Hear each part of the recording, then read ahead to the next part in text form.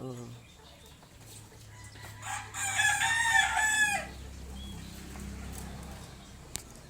Ayan po yung bahay ng mama ko dito sa Barangay Ginubat. O ayan po. Kitang-kita na po na bagong pintura po yan. Mga ka-idol. Ayan.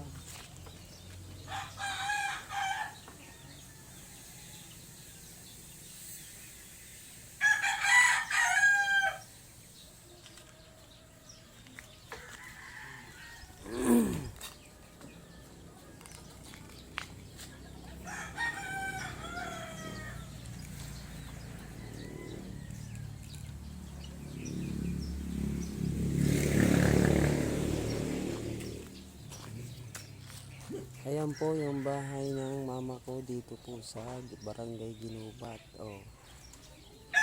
Ayan. Napakaganda na tingnan kasi bagong pintura po. Nung maliit pa kami mga ka-idol, ang bahay po namin ay isang kubo lang. Oh. Yung ang atip ay anahaw. Ngayon po ay ganyan na. Medyo nag-improve na po ng kaunti. Ayan mga ka-idol.